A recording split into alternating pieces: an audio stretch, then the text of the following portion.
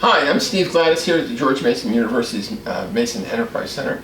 We're talking about a new book called Smile, Breathe, Listen. We've talked about smiling and how important that is to connect to other people and calm them down, and breathing, how that also calms leaders down by breathing meditatively or deeply, focusing on your breath and not on the brain that sometimes can be hyperactive. And finally, listening is the third thing great leaders can do. Listen, the best leaders, Barton, if you ask any executive coach or you ask anybody who's worked with great leaders, the word, and I do this all the time, a lot of times I'll have an opening exercise with students. I'll say, write down characteristics of the best leader you ever worked for, and they will always mention listening, as they will always mention listening as connected to the best leaders they've ever had. And the reason for that is when a leader listens, he shows a lot of respect to the other person. In fact, a leader giving the other person some airtime, some time to talk through their issue, is seen as an actual gift. It actually feels like a gift.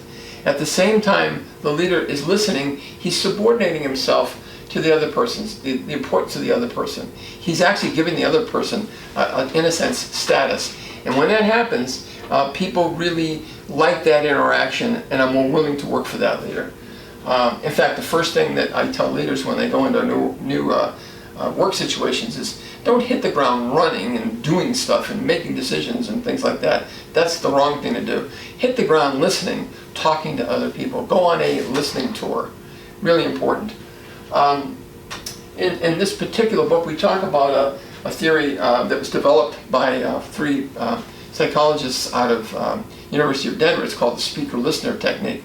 And really what the technique is about, whoever's speaking speaks and owns the floor, and whoever listening listens and doesn't interrupt, except to ask questions of the speaker. And the whole idea of this technique is to try to figure out what the problem is that the speaker is encountering.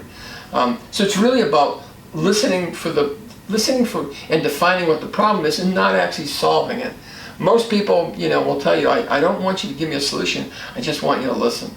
In fact, my wife says that fairly frequently. I'm working on it. But this is a great technique, particularly for de-escalation of emotional situations. It's actually very good for marriages. It's very good for work relations. It's very good for dispute resolutions, because it's all about the purpose of the listener is to get the speaker's point and to be able to repeat back to the speaker what the real problem is. As the speaker talks about what the problem is and seeks understanding and finally gets understanding, he actually de-escalates an emotion. And again, it goes from the leader's then able to take the discussion from being an emotionally hot discussion in the amygdala, which is that fight-flight part of our brain, to a more rational part of our brain where people can actually take in information, absorb it, and make decisions. That's the overview. The book is Smile, Breathe, Listen, 3 Mindful Acts for Leaders.